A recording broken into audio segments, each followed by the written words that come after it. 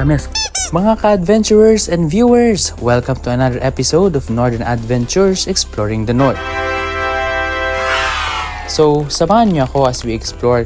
Tara na't mag-harvest ng strawberries at i-check natin ang iba pang nearby tourist spots. From Baguio City, sumakay ako ng jeep for 16 pesos as a regular passenger. Pwedeng sumakay ng may plakang Camp Dangwa, Buyagan or Upper Tomay. Dahil lahat ito, dadaan sa mismong babaan pa Strawberry Farm. Sabihin lang ang last gate ng Benguet State University bago ang provincial capital.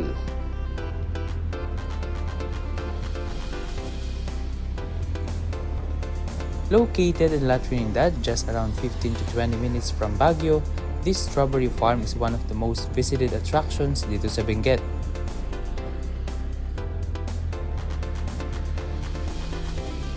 Best time to visit is during strawberry season, usually from November to May para mas maraming fruits na pwedeng i-harvest.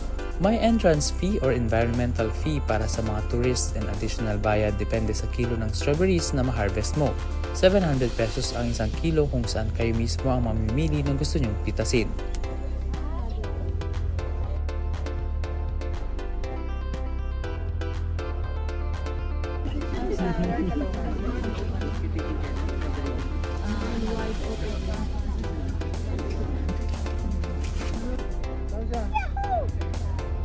Sigaw ang silang rinig na rinig yan. Pumawin mo lang.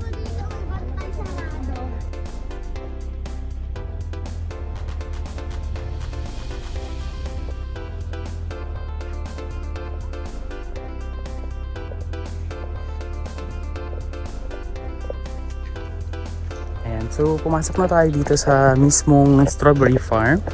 Kita ninyo ang napakarami.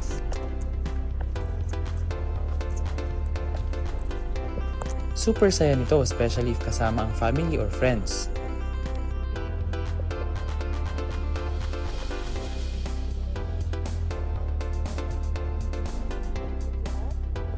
Ayan, mga adventurers and viewers, so pumasok na tayo dito sa isa sa strawberry farm. At, dami na agad.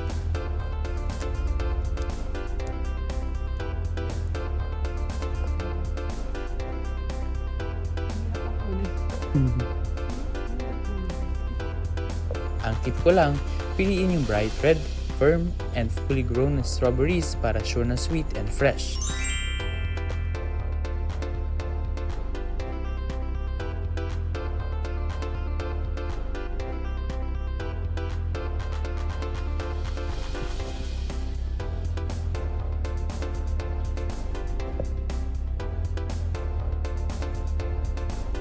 Susubukan nating mamitas at syempre titikman natin kung anong lasa, kung matamis. Sige, hanap tayo ng pwede na. Dami. Minsan ang hirap mo nang piliin kung saan.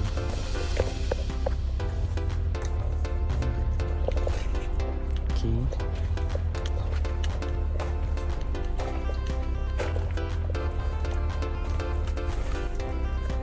Ang tamis. Ayan.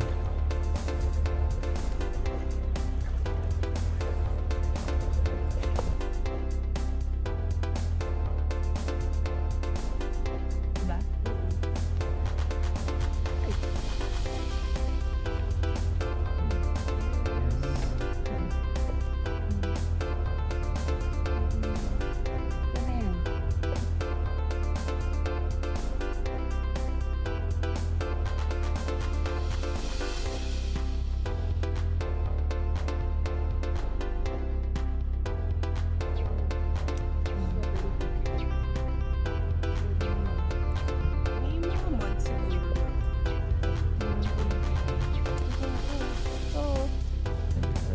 Totoo ang videohan mo.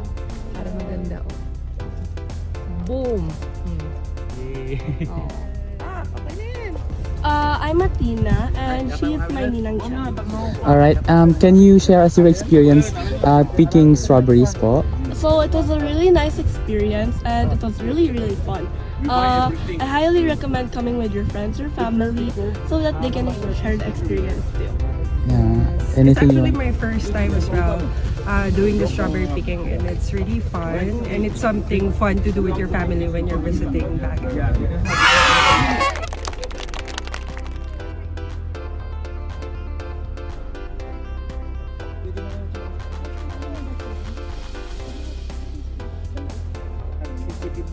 So ayan, kasama natin ngayon mga ka-Northern Adventurers si Sir President ng BSU. Kaway lang sir. Ayan, may nakuha kaming strawberry. Thank you so much po. So akalain mo yun. Dito tayo para cover yung strawberry farm pero nakasabay pa natin si Some of the students Chinese ambassador. about animal husbandry. They come to my farm and they start. If children, family, they will have a lot of fun in such kind of farms. So we've observed in your past, in your visit here in Benguet, that you are in the front line of people-to-people exchange. How is that so, sir? Yeah, as I always say, our two countries, we're neighbors, we're friends. Our two peoples, they should always like each other. There's no any reason for them to hate each other. No any reason. They should always travel to each other country, visit each other more, and become close friends. So as friends, we should always respect each other, learn from each other, and help each other. So I see that's the value of people-to-people exchange and the subnational exchange. So I really focus a lot on these areas. That's the foundation of our relations. Thank you. Thank you. Yes. Ito yung owner ng farm. Oy, nanagan mo. Ready, sir. Pwede. Ito.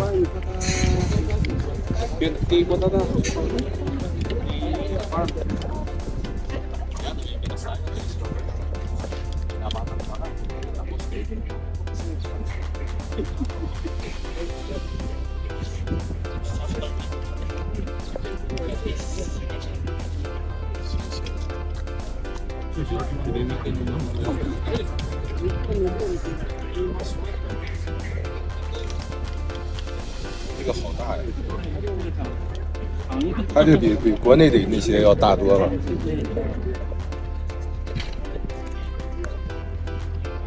Ready? 这个大啊！ Sir, behind you is the owner of the farm. Hello sir, good morning.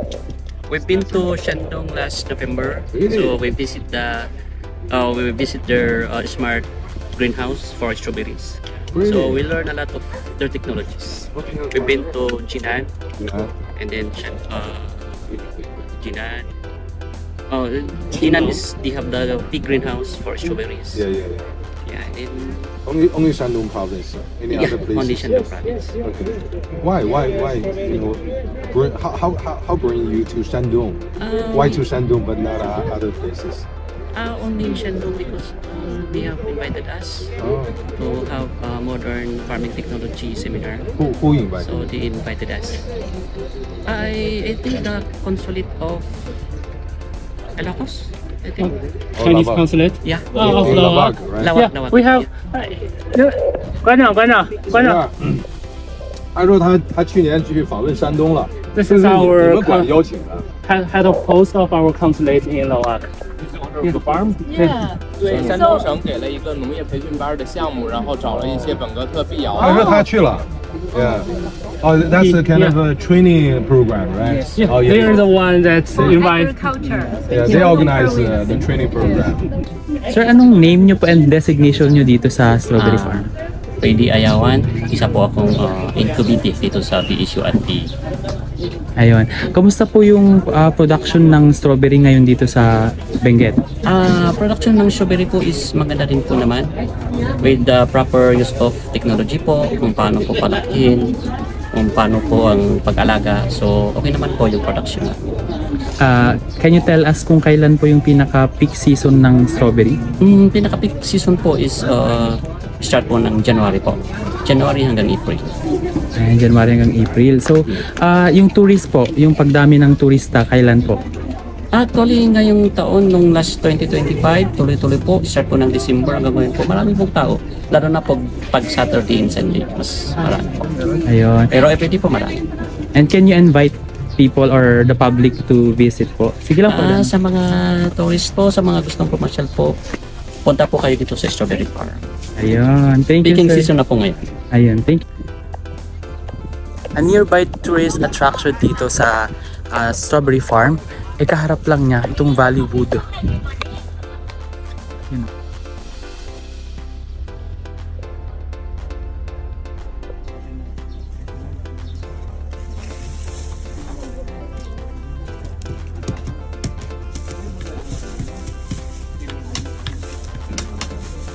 So dito po yung area kung saan ninyo nire-repack yung mga pang-benta.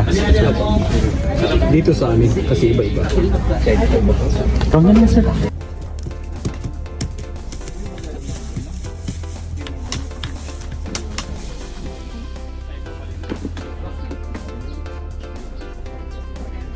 Kunyari sir, itong isang ganito magkano na to? 110. 110 na po siya. Ang mas malaki ito, Yan, 200. 200. So, yung mga tourist, kunyari gusto nilang bumili, pwede na nilang dumiretso dito? Yes, yes. Okay. Sige po. Yan sa harap mismo sa display na. Yan sila dito. Sir, pagkatapos pong i-packing dito, anong next na ano?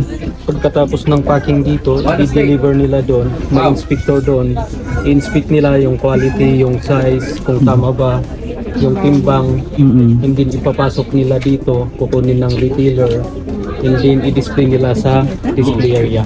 And then yung mga retailers, ibibinta nila, and then may cashier kami. Okay.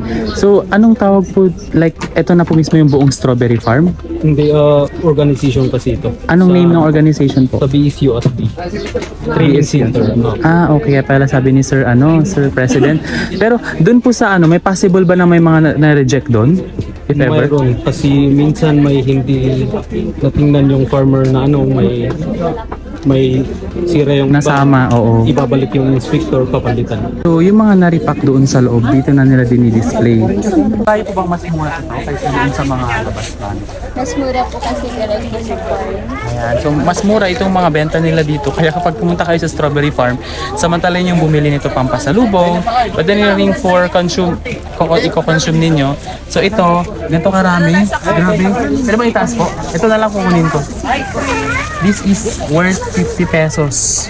Kaya sa mga mahilig mag-samgyup dyan, pwede kayong bumisit at bumili dito. Ayan, bali tatlo po. Ang gumata ng mga media natin ngayon.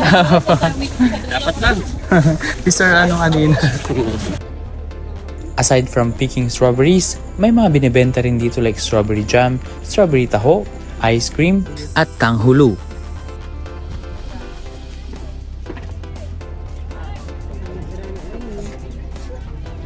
Narito tayo ngayon sa iconic na strawberry, malaking strawberry wherein pwede kayong mag-picture for free.